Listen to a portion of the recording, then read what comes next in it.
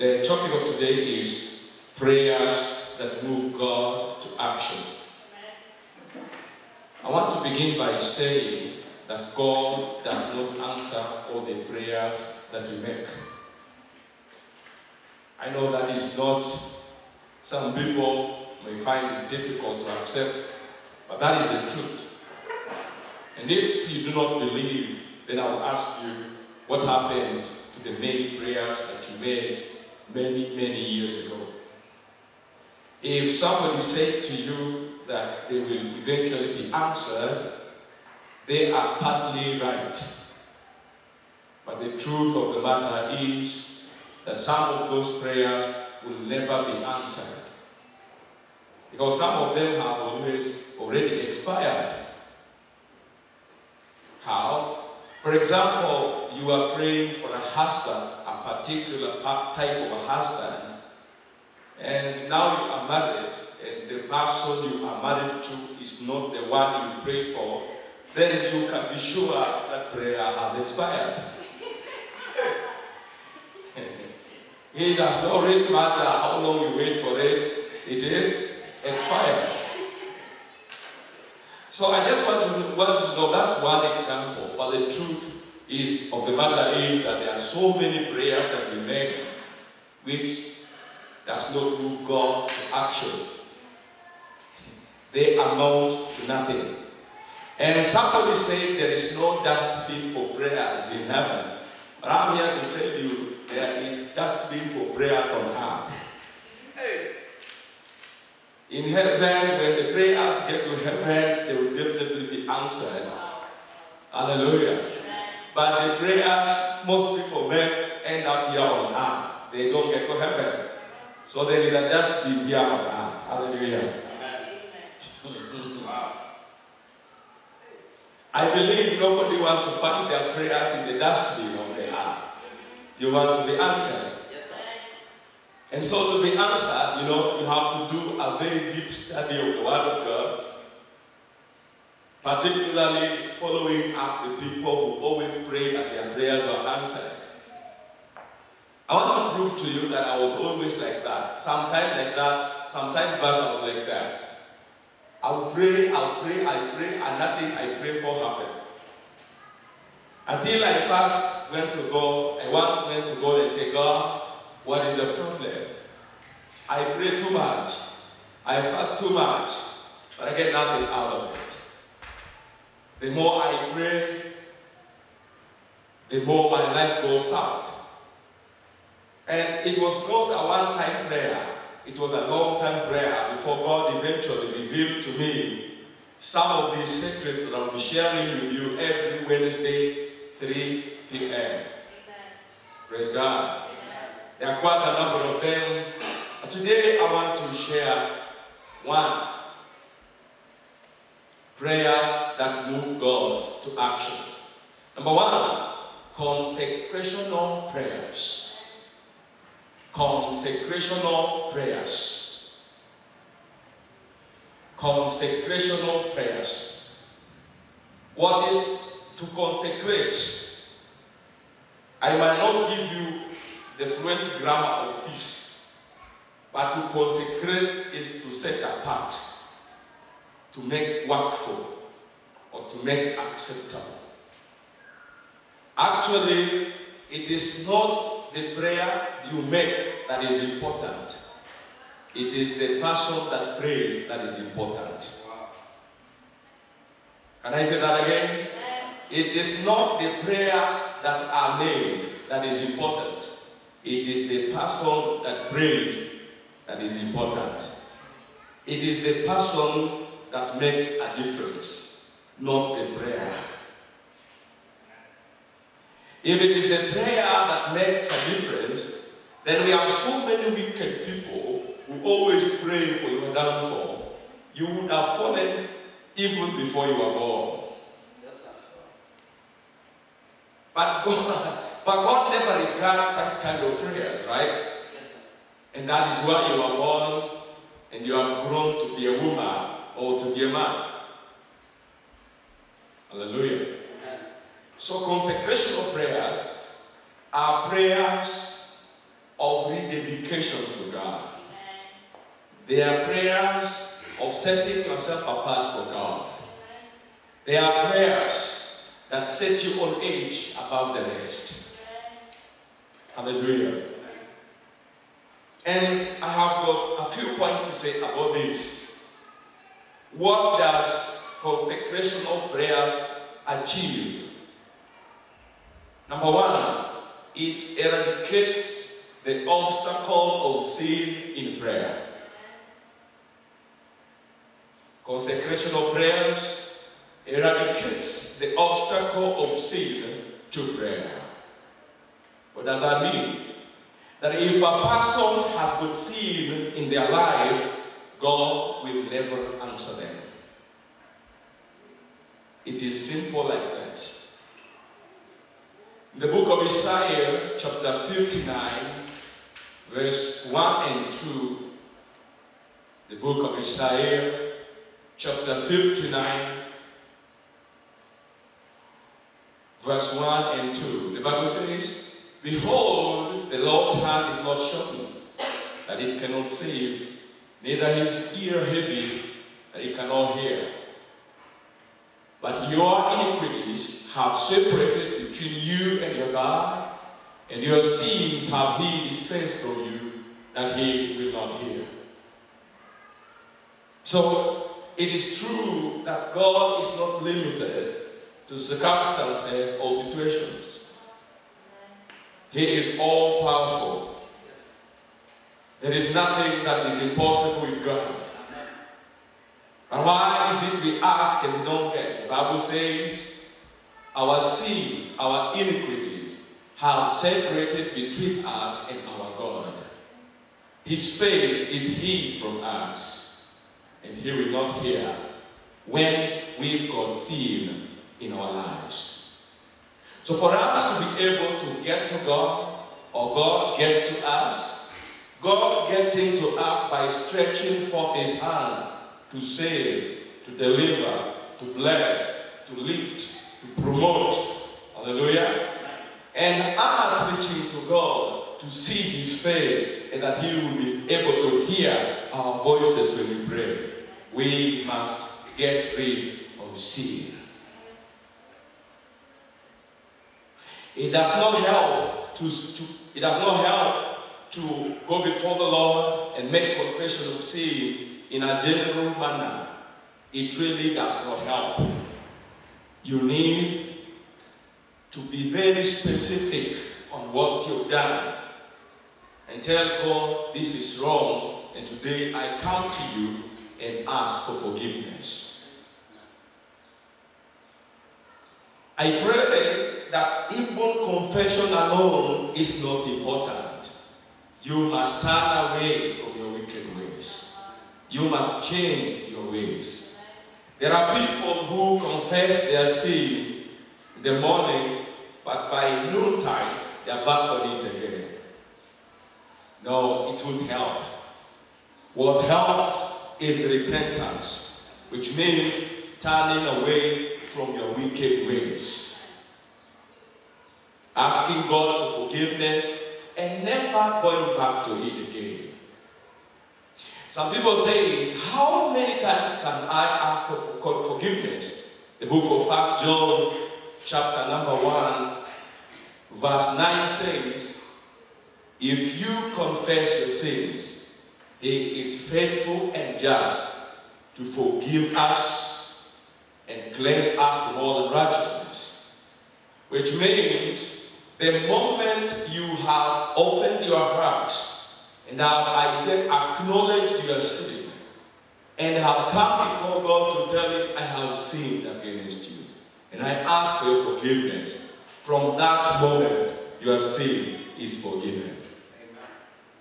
You may remember it. You may still feel bad about it. People may remind you of it.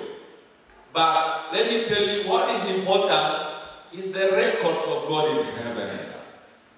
Hallelujah. The blood of Jesus blots out all our sin, all the handwritings of ordinances which are contrary to us, which are against us. the moment we confess our sin and turn away from our wicked ways. Praise King Jesus. And therefore, some people might want to remind you of it, insult you using it. But what they say is not really important. It is what God says that is very important. Praise King Jesus. You might feel guilty, but I want to tell you the truth. It will go away with time. But the truth is, you are forgiven. And if Jesus comes at that moment, you will go to heaven. There shall be no hindrance. Praise King Jesus. And therefore, it is very important for all of us, from time to time, when we realize that we have done something wrong, or we have said something wrong, or we have entertained wicked thoughts in our hearts, then we need to come before the Lord and ask the Lord, forgive me. I want you to remember that there are 3 people that knows about your sin, and you will never hide it from them. Number 1 is you. Number 2 is Satan. Number 3 is God. Hallelujah. The more you keep sin in your life, the more your life deteriorates. Because sin chokes a believer. It chokes the believer. It puts out the fire of the Holy Spirit. Sin kills, the Bible says. The wages of sin is death. Praise King Jesus. So the more you keep sin in your life, the more you die slowly until you die, even physically. So you need to be all the time, make consecrational prayers. Make consecrational prayers. I suggest that anytime you go to pray, begin by making consecrational prayers. Whether you know some sin you have done or not, just begin by making consecrational prayers. And one from experience, the moment you tune your heart to make consecrational prayers to God, the Holy Spirit will always be at hand to point out the great areas in your life. He is always at hand to reveal to you, to convict you concerning what wrong things you've done, wrong things you've said, and everything that might make a barrier between you and God. In the book of Psalm 66, verse 17 to 19, Psalm 66, verse 17 to 19, the Bible says, I cried unto him with my mouth, and he was extolled with my tongue. But verily, if I regarded iniquity in my heart, can we read again, please? Let's go back to verse 17. Be careful. I cried unto him with my mouth, and he was extolled with my tongue. If I regard iniquity in my heart, the Lord will not hear me. It's simple like that. If you regard iniquity in your heart, the Lord will not hear you. And of course, this includes your own sin and your support for the sin of others. There are people who they don't sin themselves, but they cover up the sins of the others. They don't see anything wrong in what they do. Don't regard sin in your heart. It will separate you from God. You will pray and your prayers will not be answered. It is time for every believer to make consecrational prayers. Every time of your life. Hallelujah. But it does not matter even how great your sin is. Before God, I believe there is no great sin. Hallelujah. There is no great sin before God. Sin is sin. Confess your sins. Even if it is a great sin, it is not human beings that forgive.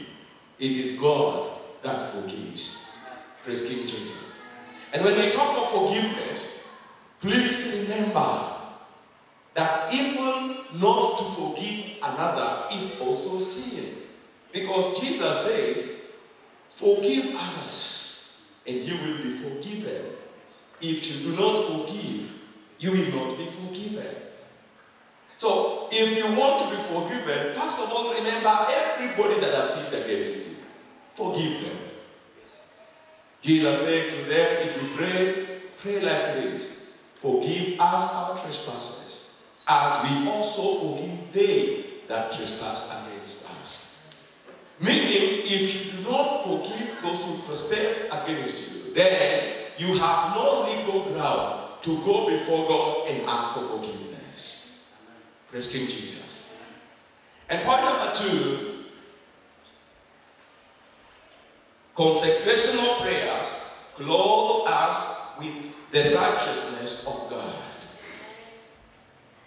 Consecrational prayers clothe us with the righteousness of God. Isaiah 54 verse 17. The book of Isaiah chapter 54 verse 17.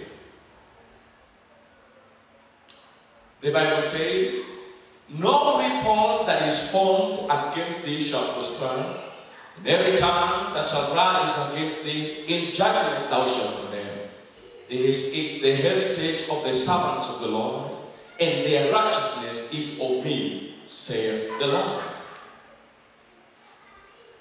Men can never be righteous. They can only put on the righteousness of God. Hallelujah. How do we do that? By making consecrational prayers. All the time going before the Lord and asking Him to forgive you. David said to God, forgive even my sacred sins, that they will not have control over me. Hallelujah. It means there are things in our lives that we don't even know about.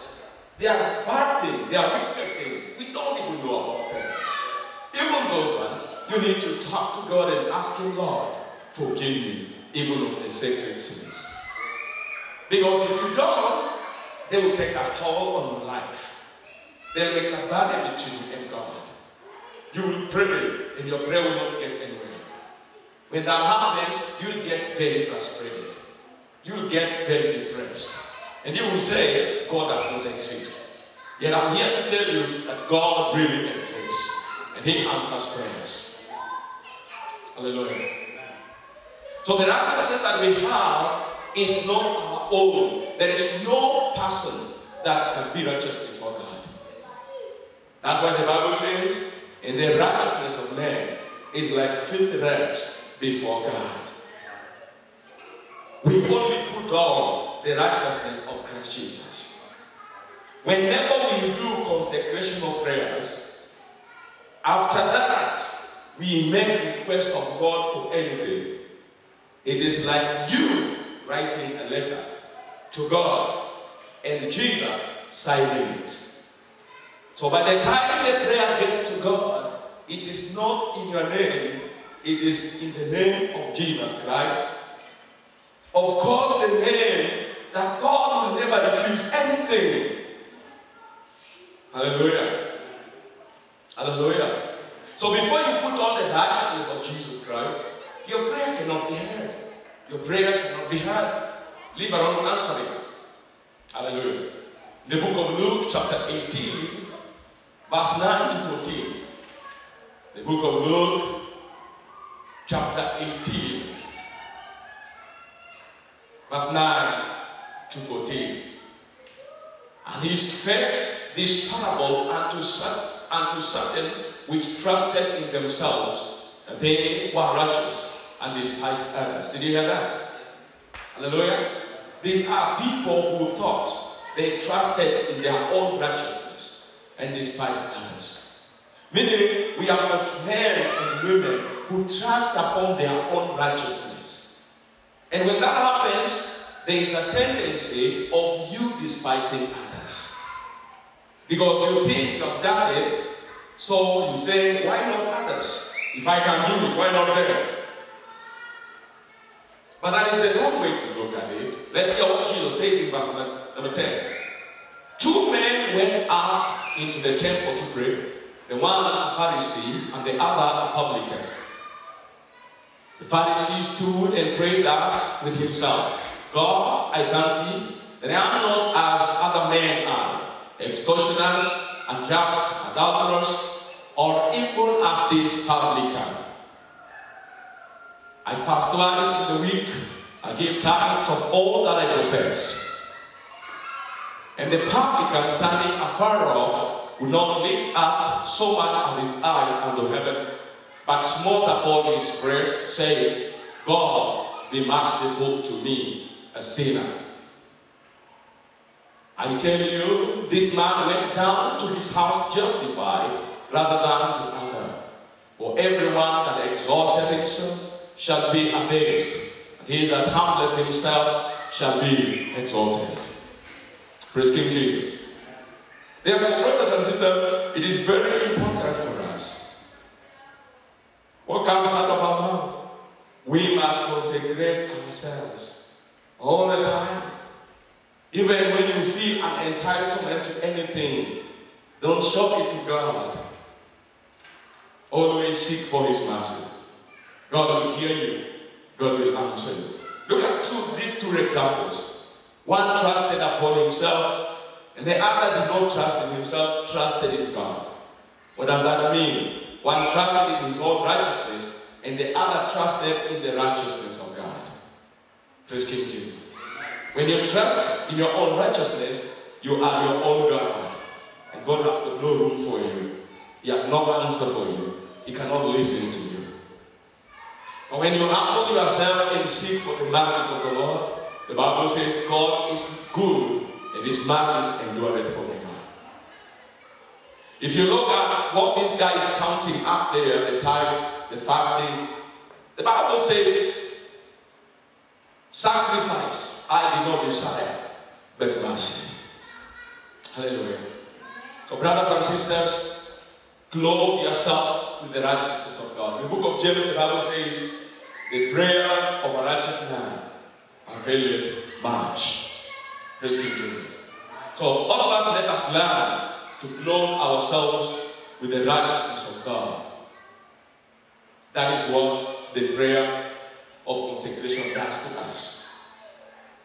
It reduces you to nothing and it exalts Jesus to everything. That's the prayer of consecration. Number 3, the prayer of consecration positions us as ambassadors of reconciliation. It positions us as ambassadors of reconciliation. The book of Ezekiel, chapter 22, verse 30. Ezekiel 22, verse 30.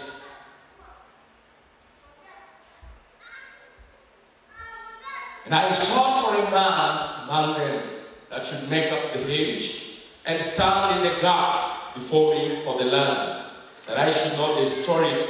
But I found none. 31 says, therefore have I poured out my indignation upon them. I have consumed them with the fire of my wrath. Their own way have I recompensed upon their heads, saith the Lord God.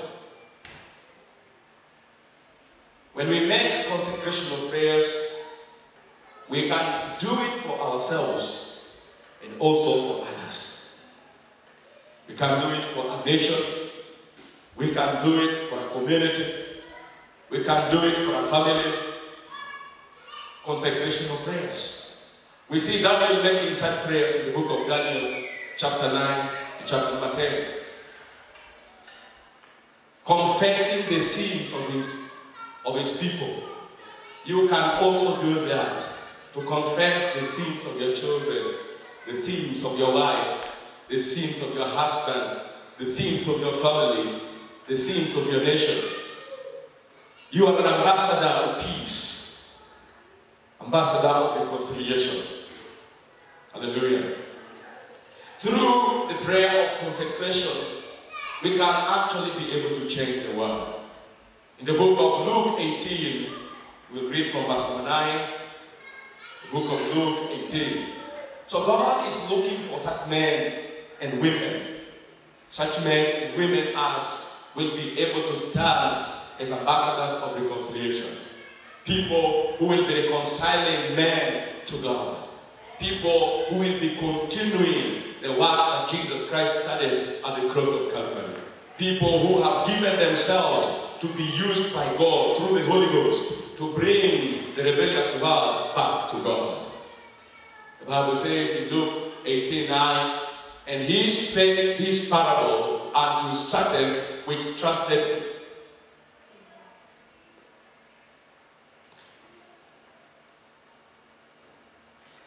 Okay, sorry for that. 2 Corinthians, sorry for that. 2 Corinthians 18:20. I went back to the upper point. Very sorry for that. 2 Corinthians 18:20. Sorry. Hallelujah. So we need to offer ourselves. God is looking for people. Hallelujah. He's looking for people. You know, when people sin, God wants to destroy. Hallelujah. Because sin brings death. But when we confess the sins of others, we can avert calamity. We can quench the fire of God, the anger of God. Hallelujah. Praise King Jesus. The book of 2 Corinthians, chapter 18, verse 20. Can we find somebody reading what is happening there? Huh?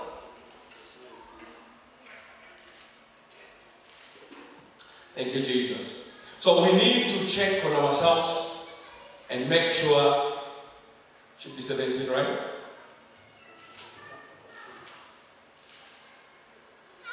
Thank you, Lord. Let's go to the book of Luke, chapter 23, verse 34. Luke chapter 23, verse 34.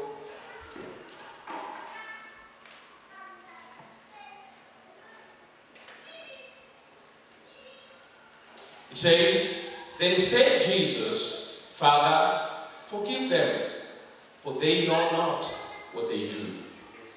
They parted his raiment and cast lots. These are people they are the people who crucified Jesus Christ. Amen? They are the people who crucified Jesus. But Jesus turns around and says, Father, forgive them, for they do not know what they are doing. We should come to this particular level as believers. That when people do evil against you, when people sin against you, then you are still able to forgive them. You know what? It's next to impossible. It's humanly impossible. But I'm here to tell you that what is impossible with men is possible with God. And even to them that believe, it is possible. The Bible says, to them that believe, all things are possible. Mark chapter 9, verse 23. So, it is possible for you to forgive. No matter what they have done against you. So if you can forgive people who sin against you, to intercede between them and God, to ask God not to punish them for the evil and wickedness they've done against you, then you stand in a better position to stand between God and other people who have sinned against you. Praise King Jesus. Hallelujah. You stand a good chance. The world is full of wicked people around us. We should not pray for their judgment. We should pray that God will forgive them. Because God is able to forgive them. Hallelujah. Let us try as much as we can. Before you go and tell somebody about the love of Jesus, you must have stood in the gap to pray consecrational prayers on their behalf. For that preaching to be effective, for that ministry to be effective, for that witness to be effective, you must have stood in the gap between this person you are going to witness to and God, to reconcile them, to make consecrational prayers, to ask for the mercies of God, upon those people. Praise King Jesus. Let me tell you, because God is looking for such people.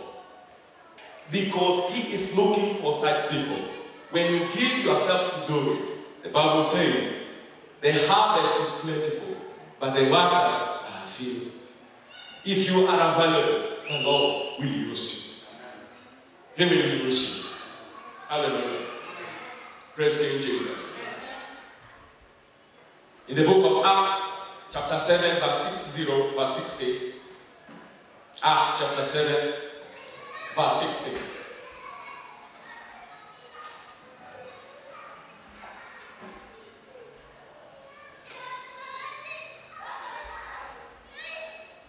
The Bible says, and he kneeled down and cried with a loud voice, Lord, lay not this sin to their charge. And when he had said this, he fell asleep. This is Stephen, when he was being stoned. Can you imagine that? Brothers and sisters, it is not easy. Saying it is very easy. But when it comes to doing it, it's not that easy. Can you remember when somebody made you really angry? When somebody did something so bad to you? Do you remember that time? Yes. How difficult was it to forgive? Of course, there are people you don't even talk to until now. Because they did something wrong so many years ago. And you refuse to forgive them. According to the Bible, every other prayer of forgiveness you make to God after that has not been answered yet. And that is why so many people have got so many problems. Because they never learn to forgive.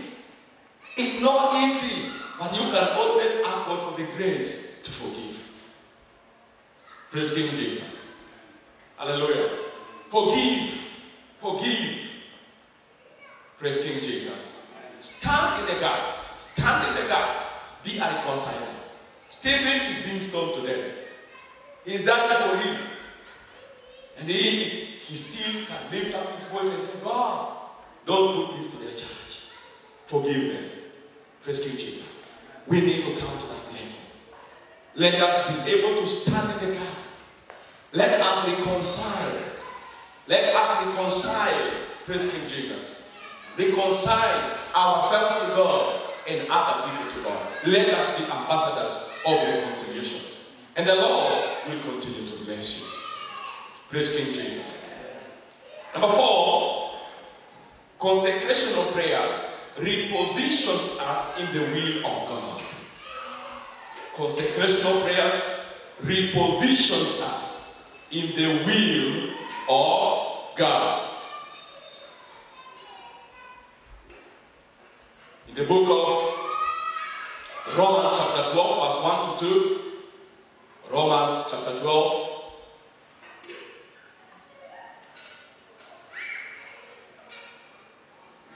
verse 1 and 2, the Bible says, I beseech you therefore, brethren, by the mercies of God, that ye present your bodies a living sacrifice, holy, acceptable unto God, which is your reasonable service. Verse number 2, it says, and be not conformed to this world, but be ye transformed by the renewing of your mind, that you may prove what is the good and acceptable and perfect will of God.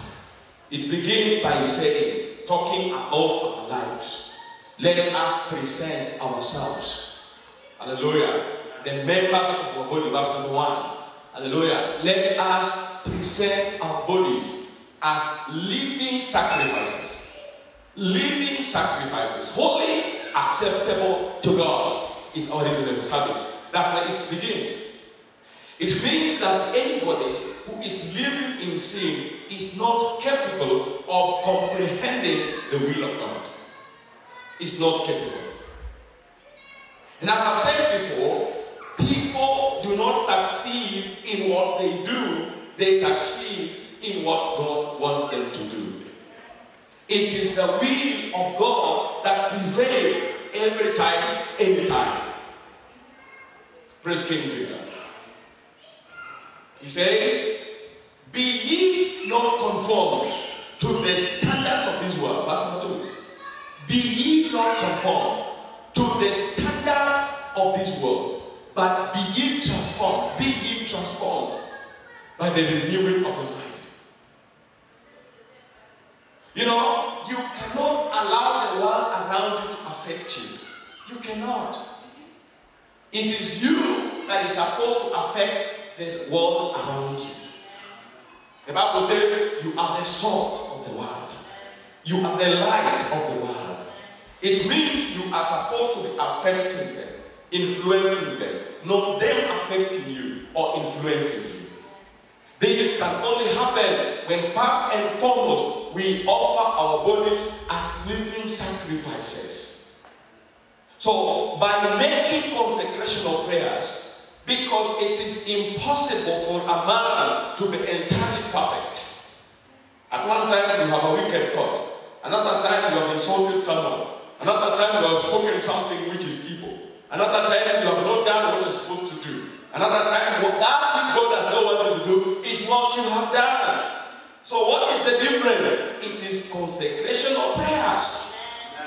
When you find yourself in the wrong books with God, you can only write it by making consecrational prayers. God, I've sinned against you. David made such a prayer in the book of Psalm 51. He said, God, I've sinned against you. Against you only have I sinned. Do not take your spirit from within me. Forgive me, O Lord. Then God had his prayer and answered and forgave him. Praise King Jesus. We need to make consecrational prayers every moment, every time. Even when you go back to sleep, take account of what you said the whole day, of all you've done the whole day. If you find anything wanting, contrary against the word of God, go before the Lord humbly and ask him, Lord, cleanse me. Don't go to sleep on your sin. Don't go to sleep on your sin. May God hear you and answer you in Jesus' name. And you know what? Once we know the will of God, we are positioned for answered prayer. We are positioned to move God. Hallelujah. You cannot do what God has not want, then you expect him to listen to you. You expect him to answer you. Impossible. Impossible. Even you as a human being, if somebody comes and does negative, bad, evil things against you, then they always come and ask, please help me with this. My friend, it's not practical. It will cost the grace of God, extra grace of God, for you to help your enemies. Praise King Jesus. Hallelujah. So please try and reposition yourself.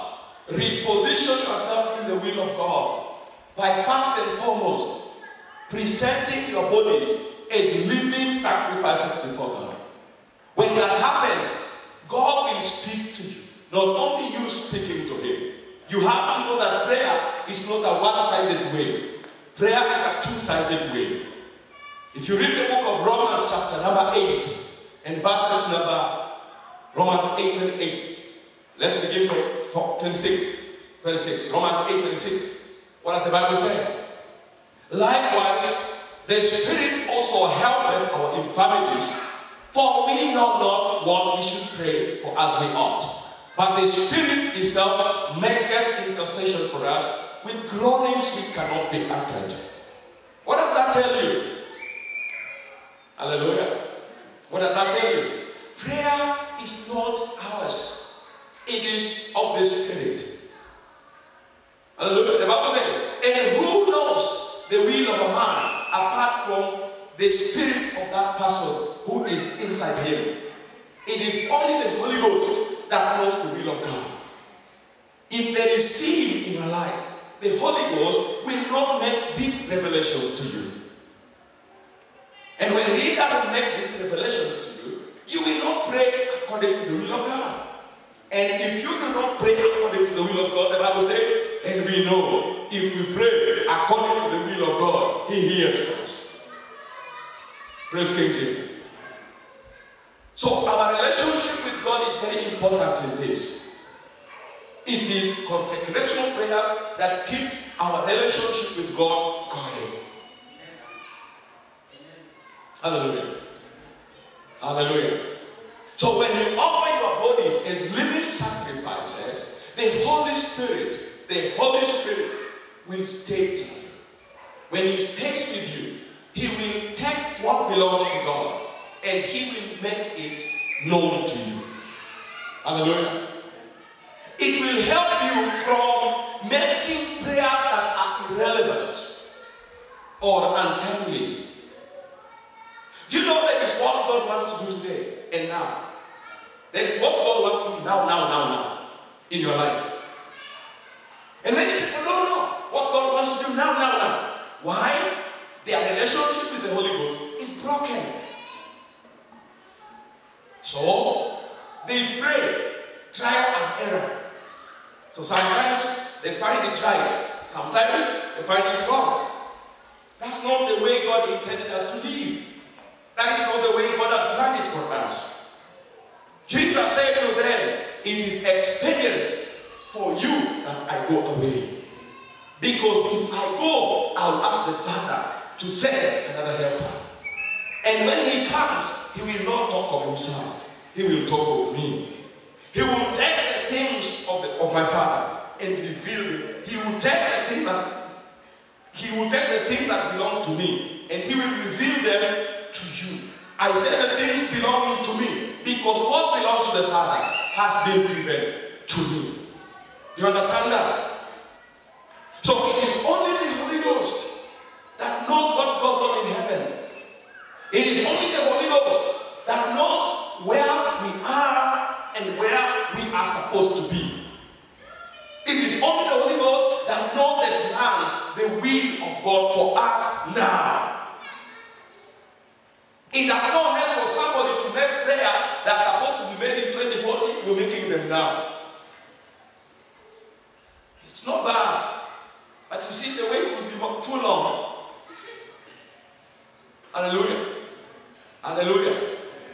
We can only pray according to what the Lord is doing now. According to what the Lord wants to do now. And that can only happen if we make our relationship with the Holy Ghost intimate. And how do we do that? We do it through consecrational prayers. Always you need to tell Him, Lord, don't let anything stand between me and you. Reveal it to me. Search me, Lord. Search me, Lord. Is there anything wrong? Does anything stand between me and you? God, remove it. Show me what it is. No, and when God reveals this to you, then trust Him to overcome it. He will give you the grace to overcome. I say again, hallelujah, that prayer of reconciliation, of the prayer of consecration positions us in the will of God. Number 5, which is the last one, it makes us candidates for blessing. It makes us candidates for blessing. Galatians 3:13. Galatians chapter 3, verse 13 and 14.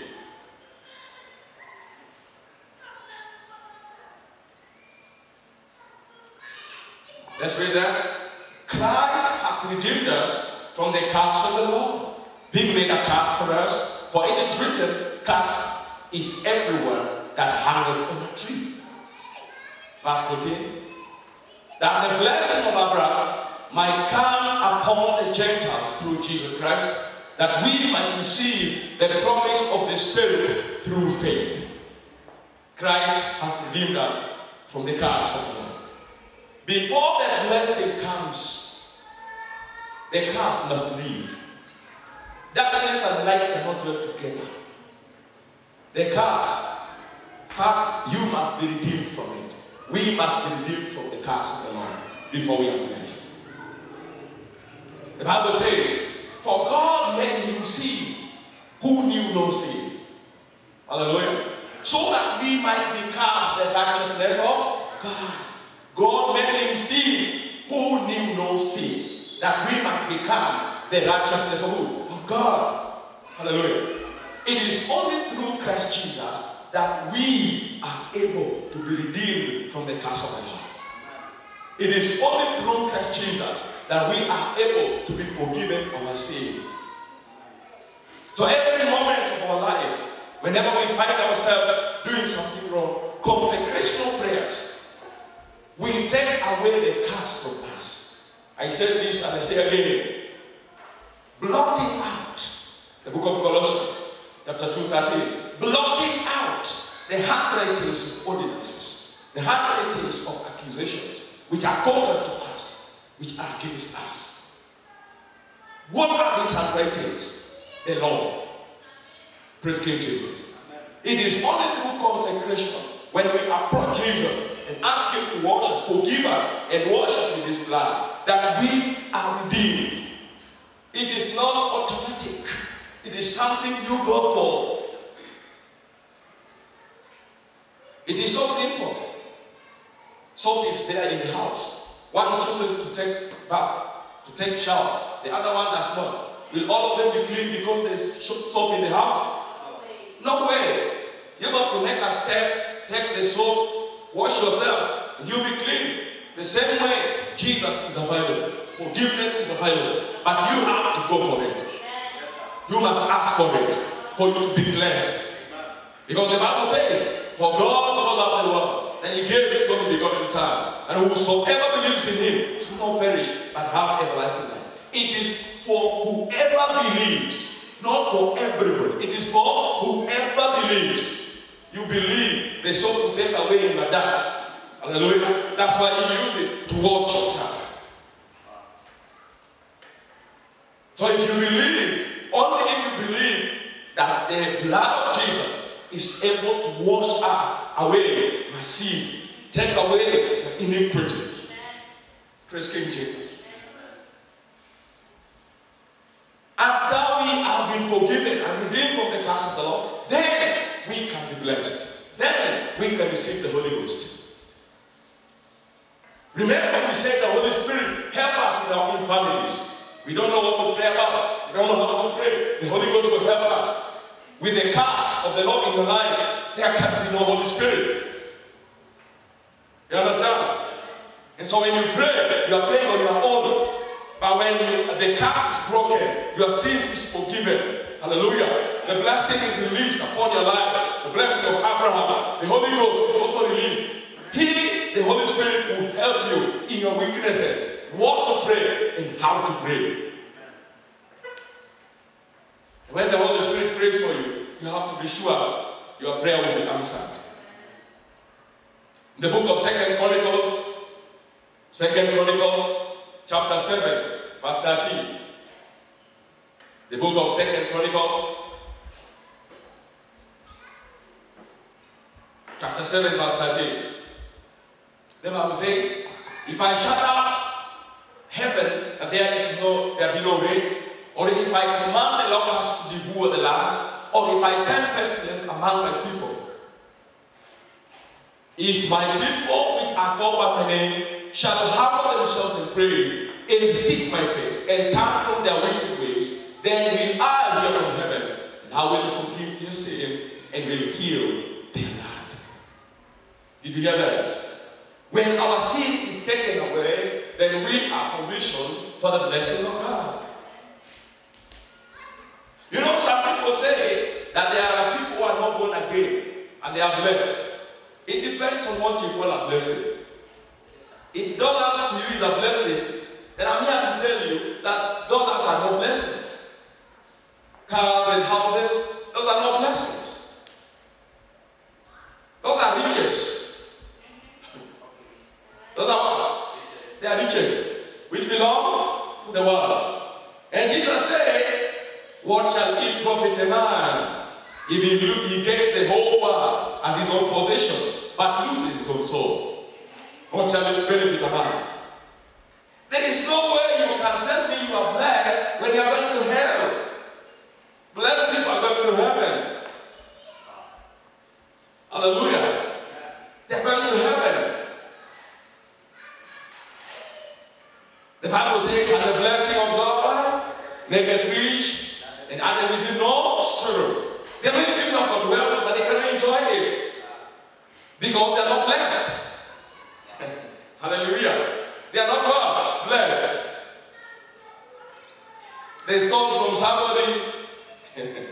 Hallelujah. They kill somewhere. They can never have sleep. We cannot live for wealth. And wealth and blessings are two different things. Wealth cannot bring blessing, but blessing can bring what? Can bring wealth. I prefer to be blessed. Then I will get the riches. We have within no sorrow. Hallelujah. So the Bible says, if we confess our sins, when we make consecration of prayers, God, we have sinned against you. God, I have gone against your will. God, forgive me. Search me, Lord. Search me, Father. Search me if there be any wickedness in me. Remove it now. Forgive me. That's a very powerful prayer. I want to tell you that of all the prayers I've known to make, this is the most powerful prayer ever. You make it, the heavens open in an instant. Did you hear what I said? You make it, the heavens open in what? In an instant. Make consecrational prayers. Many people want to judge their friends. They want to judge their brothers. No, that's not the way. That's not the way. Make consecrational prayers. Let your hand point yourself most of the time. Look at your own life most of the time. Don't look so much into the lives of others. Then evil, the sins of others.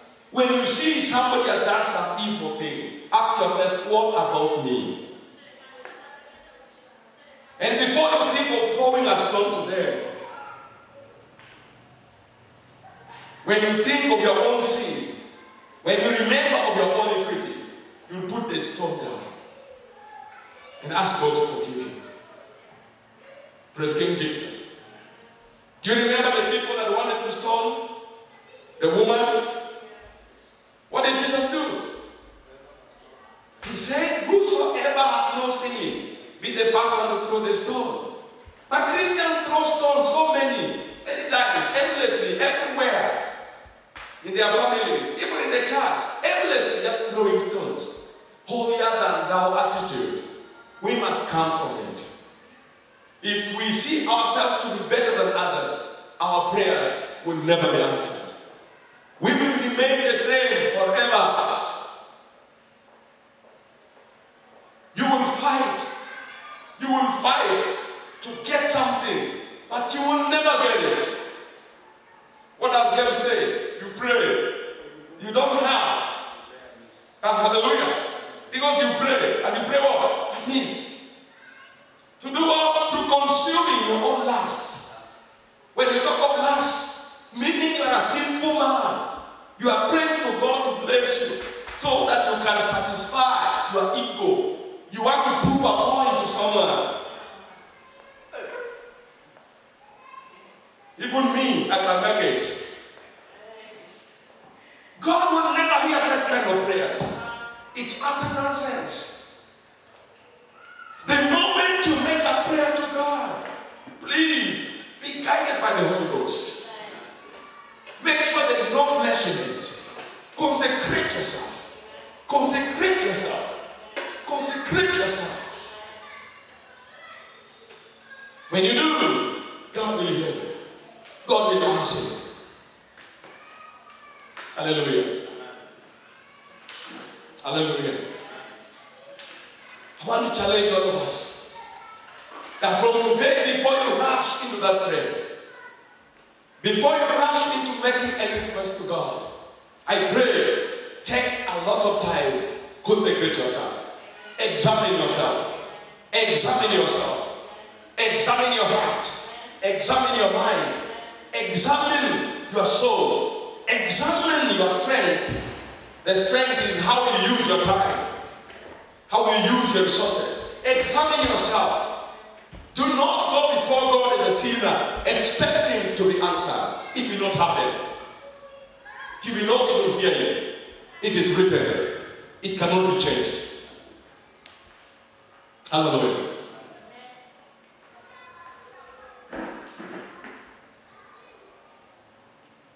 You know, it is so discouraging for us to pray and you get no answer. It's very discouraging. discouraging. It's very depressing. You get depressed. You see your friends, they bring today to what they have. And they get to a level whereby even what they have not asked for, they get. And for you, what you've asked for many, many years, you don't have. You hear them give a testimony. I didn't even ask God for this. And God gave it to me. Hallelujah. You know, when you become friends with God through consecrational prayers, what are friends for? When you're a friend of somebody, they know that you are needed. The Bible says in the book of Luke, chapter 6. This is Matthew chapter 6. Verse 30. God knows you need all these things. He knows everything you need. But what does he expect you to do? Seek first the kingdom of God and his righteousness, and these things shall be added to you. He says to the apostles in the book of John 17, in John 15, you are my friends. You can become a friend of God. And when you become a friend of God, you don't have to ask him for something. I have friends here. They don't have to ask me for anything all the time. I know what they need. Hallelujah. I know what they need. And as long as it is in my power, I will give them what they need. Because I know they need it. And you know what? God has the power every day, every time, everywhere. He has the power. Make him your friend. You will never lack. You do that by consecration of prayers. That I say, because nobody can be purely perfect before God. It's not possible. If you find somebody saying they are perfect, no, they are just Pharisees. They are just what? Pharisees. You cannot be perfect. Every human being, even angels were not perfect. In heaven they sinned and they were thrown down.